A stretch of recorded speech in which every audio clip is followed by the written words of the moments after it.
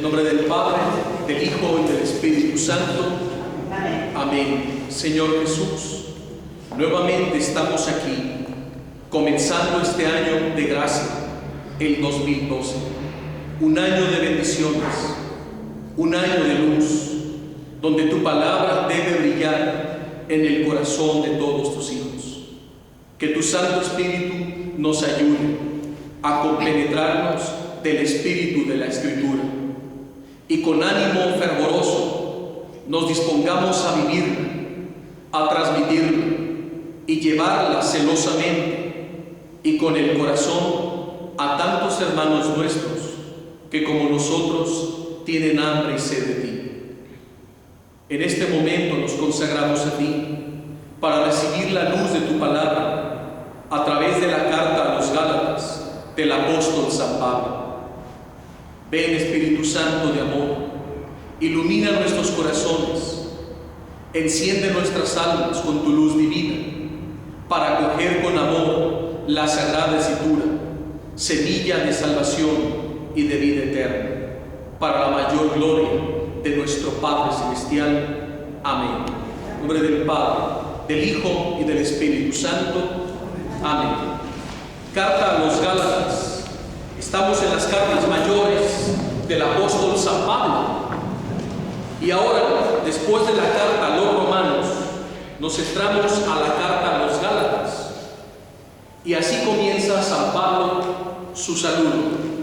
Pablo, apóstol, no por disposición humana, sino ni por intervención de hombre alguno, sino por voluntad de Jesucristo y de Dios Padre, quien lo resucitó de entre los muertos, junto con todos los hermanos que están conmigo.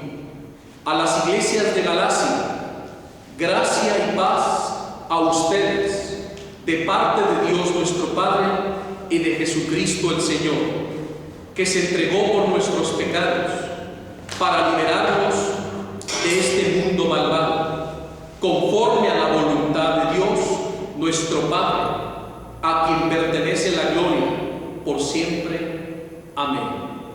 San Pablo comienza defendiendo su apostolicidad. San Pablo, en su segundo viaje apostólico, pasó por Galacia. ¿Dónde podemos ubicar geográficamente Galacia? Cerca de Turquía. Es en el corazón de Turquía. Si ustedes más o menos ubican el globo terráqueo, lo que antiguamente fue Asia Menor, hoy es el vasto territorio de Turquía. Y justo en el corazón de Turquía, más al norte de Capadocia, empieza la franja de lo que era Galacia, y esa franja se extendía hasta Francia. Entonces toda esa parte de Asia, hoy Turquía, Pablo evangelizó, pero llegó ahí no por su propia voluntad, sino que Dios en su providencia dispuso que San Pablo llegara a Galacia por necesidad de salud, porque en el viaje San Pablo enfermó y tenía una gravísima infección en los ojos, al punto que el apóstol no pudo continuar su ministerio y tuvo que quedarse en Galacia. Y los Gálatas le mostraron al apóstol una hospitalidad extraordinaria. Y cuando Pablo se recupera, él les evangeliza. Entonces, el que los engendra la fe es San Pablo. Pero San Pablo ahora está enfrentando un problema con las comunidades o iglesias de Galacia. Porque detrás de San Pablo vienen los judaizantes, los falsos predicadores itinerantes que vienen desacreditando la obra paulina. Entonces estos judaizantes empezaron a atacar al apóstol y empezaron a sembrar dudas y decían que Pablo no era apóstol, que ni apóstol llegaba ni era un mini apóstol, que no debería llevar ese título y que si se nombraba apóstol es por su propia cuenta. Por eso en la carta dice Pablo apóstol, que les quede firme. Pablo apóstol no por disposición humana ni por intervención de hombre, sino por voluntad de Jesucristo y de Dios nuestro Padre. San Pablo está defendiendo su apostolicidad.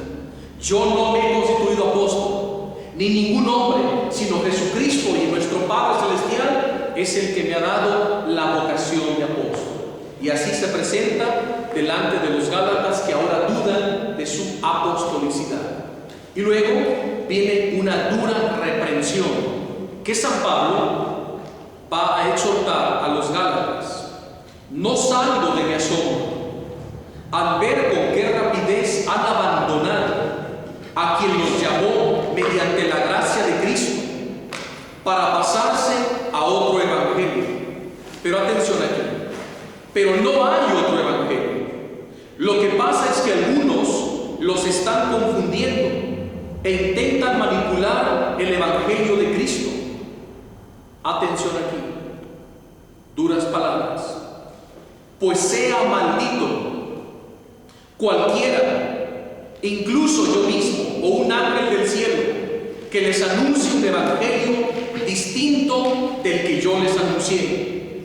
Ya les había dicho y ahora les repito: si alguno les anuncia un evangelio distinto del que han recibido, caiga sobre él la maldición. Como ven, el apóstol San Pablo está enérgico, con ese celo santo que lo caracteriza como apóstol, defensor del evangelio y de la sana doctrina. Que no se desvíen del depósito de la fe cristiana. Por eso Pablo, cada vez que se atenta contra la veracidad y la integridad del evangelio, saca la casta y lo defiende con su propia vida. Al punto que dice: maldito quien sea, incluso un ángel del cielo, que baje a anunciarles un evangelio diferente del que yo les prediqué. Nadie, y no es que haya otro evangelio, el único evangelio es el evangelio de nuestro Señor Jesucristo. Entonces ven cómo San Pablo está molesto porque los Gálatas están poniendo en tela de juicio la veracidad, la autenticidad del evangelio que él les predicó al principio. Y ahora están confundidos porque los judaizantes les están presentando un evangelio reformado que les invita a reconocer a Jesús, sí, pero volver a las leyes judaicas. Y eso creaba desconcierto en las iglesias. Y Pablo va a continuar. Verso 10. ¿Por qué? Vamos a ver. ¿Acaso busco yo ahora el favor de los hombres o el de Dios? ¿Trato acaso de agradar a los hombres? Si todavía tratara de agradar a los hombres, no sería siervo de Cristo. Quiero que sepan, hermanos, que el evangelio anunciado por mí no es una invención de hombres, pues no lo recibí ni lo aprendí de ningún hombre. Jesucristo es quien me lo ha revelado. Vean la gracia especialísima que recibe el apóstol San Pablo. Cuando Pablo tiene su encuentro con Cristo camino de Damasco, que él va a perseguir cristianos, y el Señor lo tumba por tierra, cuando se le aparece Cristo glorioso, resucitado en su conversión de San Pablo, Pablo, confundido, tuvo que irse 3 años al desierto de Arabia a meditar y repasar la Escritura para darse cuenta dónde se equivocó. No olvidemos que San Pablo, antes Saulo, el perseguidor de la iglesia, era un experto en sagradas escrituras. Era un fariseo ultra ortodoxo. Pero él, en su tradición farisaica de sus maestros en el judaísmo, pues malinterpretaron la escritura en relación al Mesías prometido. Por eso cuando vino Jesús no lo aceptaban, y entre ellos Saulo. Entonces cuando Saulo se da cuenta que está persiguiendo a Cristo y a su iglesia, entonces él durante 3 años, movido por el Espíritu Santo, permanecerá en el desierto de Arabia, repasando todo el Antiguo Testamento y las promesas mesiánicas para darse cuenta en sus estudios como fariseo donde se equivocó. Y fue en ese ínter que el Señor, por revelación privada, San Pablo recibe una gracia infusa, extraordinaria del Espíritu Santo. Y ahí nuestro Señor Jesucristo le infunde el Evangelio por revelación. Porque para Dios nada hay imposible.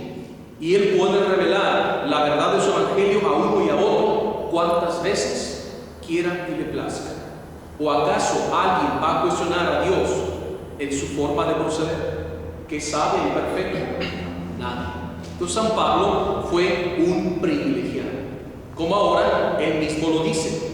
Quiero que sepan, hermanos, que el Evangelio anunciado por mí no es una invención de hombres, pues no lo recibí ni lo aprendí de ningún hombre. Jesucristo es quien me lo ha revelado. Esa gracia, o carisma, o don del Espíritu Santo se llama gracia infusa extraordinaria. ¿Por qué infusa? Porque es un conocimiento divino que el Espíritu Santo introduce en tu mente, en tu alma y en tu corazón. Y el alma queda impregnada de un baño de luz y de un conocimiento directo de Jesucristo. Entonces San Pablo tuvo ese privilegio, como muchos santos en la historia de la Iglesia han tenido esa gracia, como Padre Pío, San Francisco de Asís, Santa Teresa y la mayoría de todos los místicos en la vida de nuestra Madre Iglesia. Entonces es una gracia especial de la que ahora está revelando el mismo apóstol. Continuamos, versículo 13. Han escuchado sin duda que mi antigua conducta en el judaísmo, con qué furia perseguía yo a la iglesia de Dios, intentando destrozarla. Incluso aventajaba dentro del judaísmo a muchos compatriotas de mi edad como fanático partidario de las tradiciones de mis antepasados. San Pablo está hablando ahora un poco de su vida pasada. Recuerden, Gálatas, que yo fui uno de esos fariseos, fanático, como los que ahora los han confundido, pero yo estaba en el error hasta que Cristo apareció en mí. Entonces Pablo está defendiendo su apostolicidad y está denunciando que ese mensaje que ahora les han transmitido los judaizantes, eso es doctrina humana y no divina como la que él está comunicando. Pero cuando Dios, dice el apóstol, que me eligió desde el seno de mi madre y me llamó por pura bondad, se complació en revelarme a su Hijo y en hacerme su mensajero. Ahora San Pablo lo está expresando de una forma más clara. Dios que me amó me reveló a su Hijo por pura misericordia y me ha constituido su mensajero, es decir, apóstol, heraldo, embajador del Evangelio. Me ha constituido mensajero entre los paganos, inmediatamente, sin consultar a hombre alguno y sin subir a Jerusalén para ver a quienes eran apóstoles antes que yo, me dirigí a Arabia y de nuevo regresé a Damasco. ¿Cuánto tiempo estuvo San Pablo en el desierto de Arabia? 3 años. Él lo dice enseguida. Luego, después de 3 años, subí a Jerusalén para conocer a Pedro. Permanecí junto a él 15 días. No vi a ningún otro apóstol fuera de Santiago, el hermano del Señor, que era primo hermano del Señor, porque pertenecían al mismo clan. De esto les escribo: Dios es testigo que no miento. Fui después a las regiones de Siria y Cilicia. Por entonces las iglesias cristianas de Judea no me conocían aún personalmente. Únicamente oían decir: el que nos perseguía ahora anuncia la fe que antes combatía, y daban gloria a Dios por mi causa. Entonces Pablo nos está contando, gracias al ataque que le han dado los Gálatas, su biografía. O sea, el ataque a la persona de San Pablo sirvió para tener más datos del apóstol, porque lo obligaron a hablar de cosas muy privadas de él y darnos más datos de su vida. Y cómo él, después de esos 3 años de estar repasando la escritura y recibir el Evangelio por revelación, va a Jerusalén para entrevistarse con Pedro. Entonces ahí se encontró con Santiago. Cefas es roca. Kefas o Cefas es lo mismo, o Pedro en español, que es piedra, roca. Y dice enseguida, capítulo 2, verso 1. Pasados 14 años, vean ahora el salto histórico que San Pablo está haciendo. Pasados 14 años. Aquí Pablo le hizo muchísimos viajes. Pasados 14 años, subí otra vez a Jerusalén, junto con Bernabé, llevando también conmigo a Tito. Subí impulsado por una revelación y en conversación privada con los principales dirigentes les di cuenta del evangelio que anuncio a los paganos, no sea que tanto entonces como ahora estuviera esforzándome inútilmente. Pues bien, ni siquiera Tito, mi acompañante, que era de origen pagano, fue obligado a circuncidarse. El problema lo crearon esos intrusos, esos falsos hermanos infiltrados para coaccionar la libertad que Cristo nos ha concedido y convertirnos en esclavos. Pero ni por un momento nos dejamos someter, pues era necesario que la verdad del Evangelio permaneciera íntegra entre ustedes. ¿Por qué San Pablo se ve obligado a contar el caso de Tito? Tito, que era uno de los grandes colaboradores del apóstol, era un pagano. Y cuando estuvo en Jerusalén con los principales dirigentes, él lo dice, ni siquiera Tito, que era pagano y que no estaba circuncidado, lo obligaron a circuncidarse. ¿Por qué está hablando de esto? Porque los judaizantes, fanáticos de la ley, cuando San Pablo llega a una región y evangeliza, acaba con todas las leyes judías y cesa el ritual de la circuncisión. Pero cuando el apóstol se marcha a evangelizar a otras regiones, detrás de él viene ese grupo de judaizantes y desbaratan la obra de Pablo y les dicen, no, tranquilos. Número 1, ese señor no es un apóstol, es un renegado del judaísmo y un enemigo del cristianismo. Hijos, imagínate la confusión. Oye, acaba de llegar el apóstol con una convicción y nos predica y nos hace emprender una vida nueva. Y luego llega un grupo de autoridades de Jerusalén, judaizantes, y nos hablan con la misma convicción del apóstol, pero nos dicen cosas distintas. ¿Quién tiene la verdad? Muchos se mantenían fieles a San Pablo, pero otros quedaban confundidos. Y eran tan astutos los judaizantes que decían, miren, la cosa es muy sencilla. Sigan creyendo en Jesús. No les hemos venido a quitar a Jesús. Qué bueno, eso que Pablo les dio, crean en Jesús, está bien. Pero deben seguirse circuncidando. Sí. Deben seguir guardando las leyes. Con el tiempo, ¿qué iba a pasar? Si no practicaban su fe cristiana, ¿qué iba a suceder? Pues iban a volver a las prácticas judías, que eran sumamente absorbentes. Y si volvían al ritual de la circuncisión y a las leyes judaicas, el cristianismo se diluía. Entonces deformaban el evangelio. Y ese era el peligro que enfrentaban las iglesias de Galacia. Era la confusión, como sucede hoy. Entonces San Pablo, que es el apóstol de la defensa del evangelio, vuelve con sus cartas a la región de Galacia, expulsa a los judaizantes y vuelve a evangelizar. Y era un estira y afloja, era una lucha continua. Y Pablo siempre estaba que estar supervisando, porque otras veces, antes de que Pablo llegara a una región a predicar el Evangelio, se le adelantaban los judaizantes.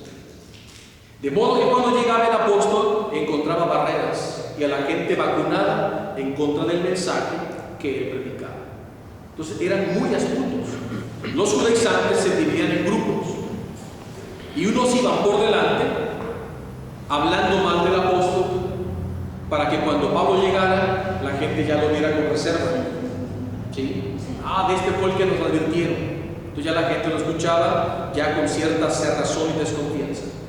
O cuando Pablo les cambiaba la jugada y evangelizaba otra región, como en el caso de Galacia, después llegaban ellos y desbarataban su obra. Qué difícil.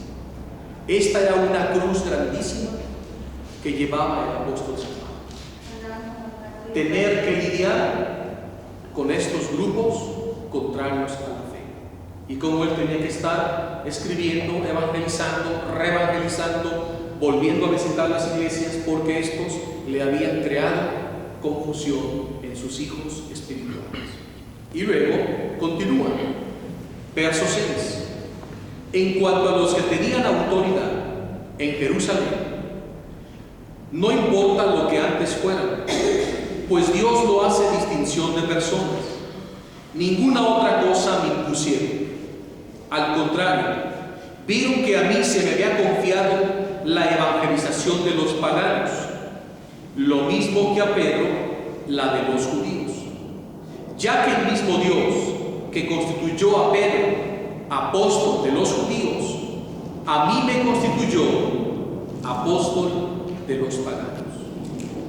Reconociendo pues la misión que se me había confiado, Santiago, Pedro y Juan, considerados columnas de la iglesia, nos dieron la mano a Bernabé y a mí en señal de comunión.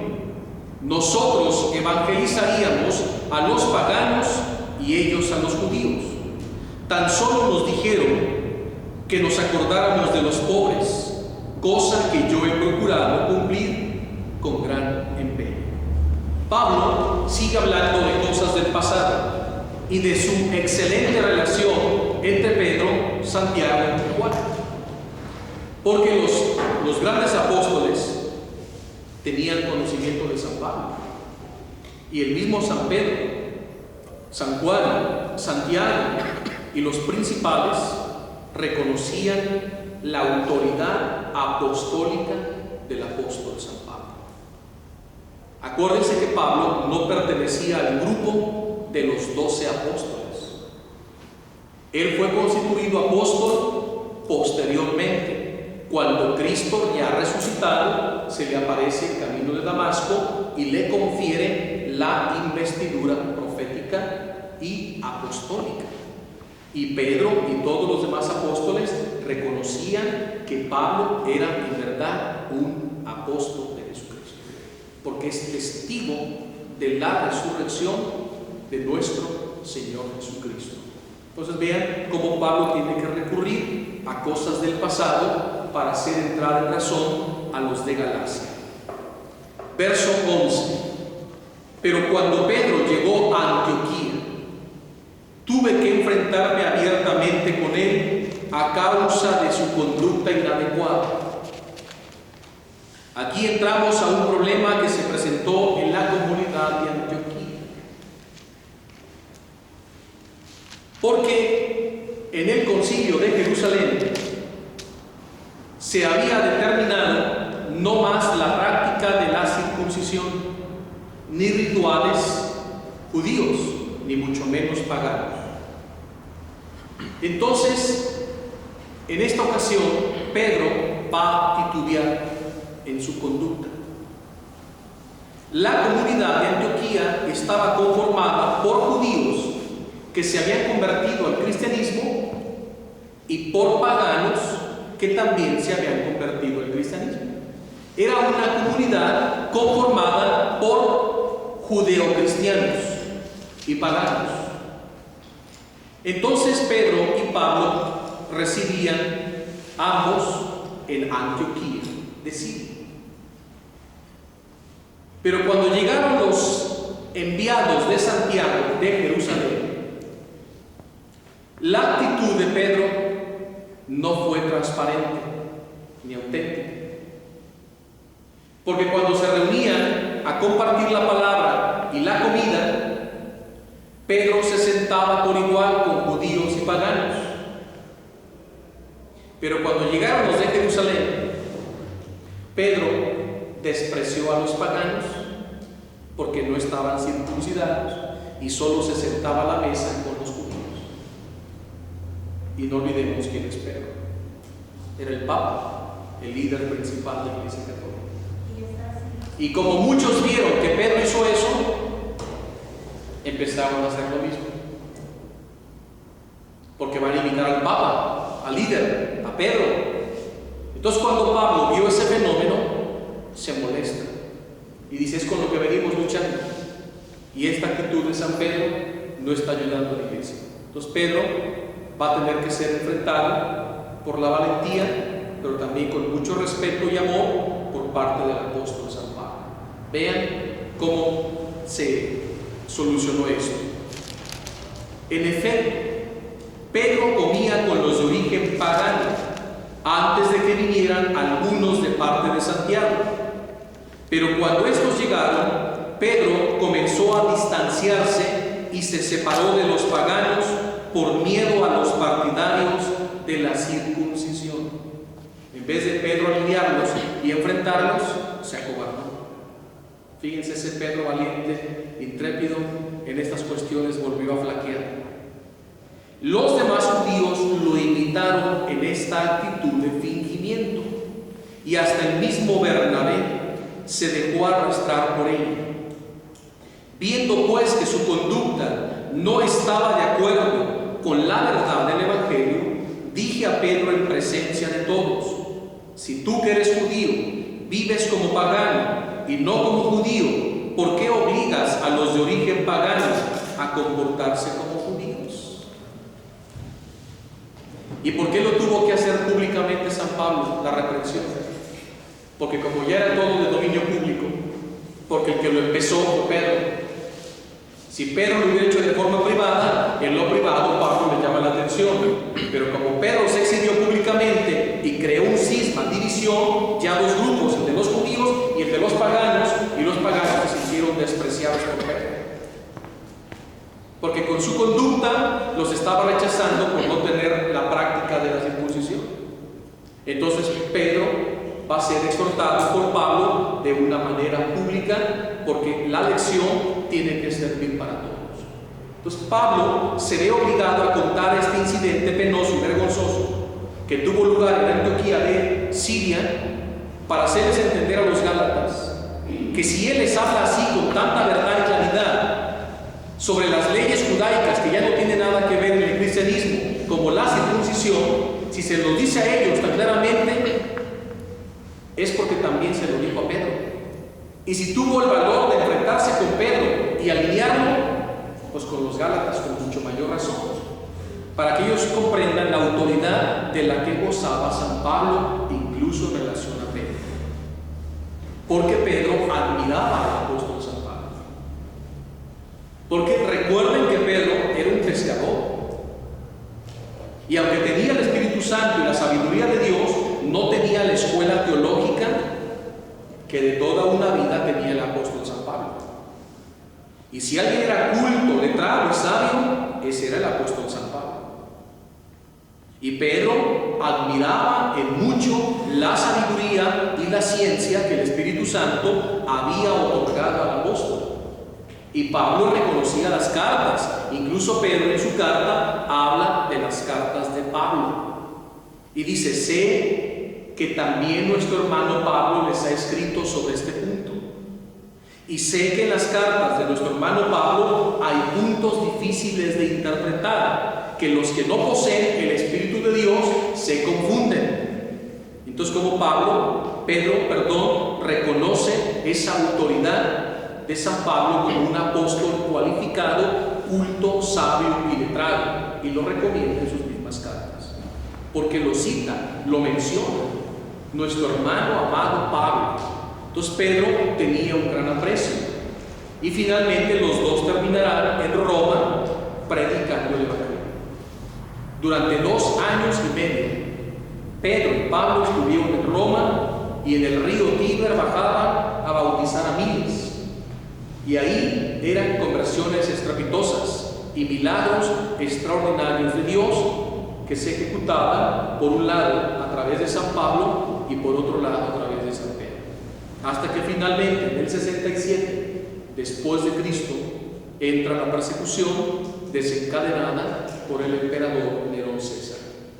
Y es ahí, en el 67, que Pedro y Pablo son capturados, encarcelados en las mazmorras romanas que todavía existen en Roma y se pueden visitar, donde están las cárceles donde estuvo Pedro y Pablo en cadenas.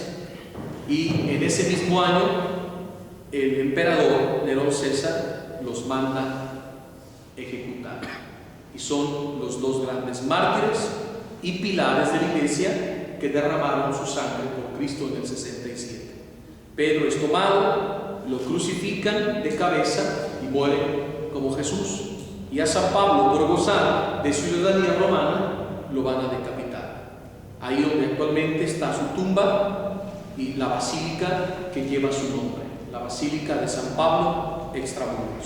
Y Pedro, pues en San Pedro Vaticano, está su tumba, los 2 lugares donde mueren los 2 apóstoles. Pero ellos tenían una fuerte unidad, y entre ellos había una fraternidad, una hermandad tan estrecha, una confianza tan fina, que por eso Pablo, sin faltarle el respeto a Pedro, lo amonesta justamente, necesariamente, como ya acabamos de escuchar, porque era una cuestión delicada. Y para Pablo no era fácil llamar la atención al Papa, ¿verdad que no? Pero estaba confrontando una incongruencia. Así es.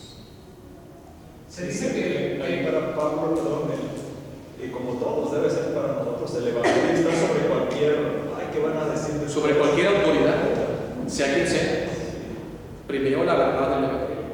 Así es. Se dice o se cree que Pablo nació el mismo año que Cristo, ¿verdad? No, cuando Pablo se convierte, camino de Damasco, tiene 25 años. 25 años. Era un joven, un muchacho de 25 años. Así es. Entonces era más chico, mucho más pequeño. Así es. Muy bien. Continuamos. Capítulo 2. ¿Cómo andamos en el tiempo? Ya es hora. Leamos esto último. Verso 15. Nosotros somos judíos de nacimiento, dice el apóstol, y no pecadores venidos del paganismo. Sabemos, sin embargo, que Dios salva al hombre, no por el cumplimiento de la ley, sino mediante la fe en Jesucristo. ¿Pero a qué ley se refiere? No a los 10 mandamientos. A la ley judaica. Se refiere a las leyes del judaísmo, que son 613 leyes humanas, no divinas, humanas. Porque la mentalidad de los judíos es que el hombre se salva por el cumplimiento de la ley. Entonces, para asegurar mi salvación, me hago rodear de cientos de leyes. Por eso, una ley hay que lavarse las manos hasta los codos. Otra ley, no hacer ningún esfuerzo físico en el Shabbat. Otra ley es que cuantas veces toque dinero debo purificarme, porque el dinero es impuro en su mentalidad de ellos. Impuro no es el dinero, impuro es tu acto malo que viene del corazón. El dinero no es bueno ni malo, es neutral. Depende el uso mal o bueno que tú le des. ¿Sí? Nada es impuro. Impuro es lo que brota del corazón del hombre: las pasiones, las mentiras, los odios, los resentimientos. Eso es lo malo, eso es lo que mancha al hombre. Y así, las 613 leyes que habían inventado era lo que los judaizantes imponían a las comunidades de Galacia. Por eso San Pablo dice: no estamos bajo el yugo de la ley, sino de la gracia del Espíritu Santo.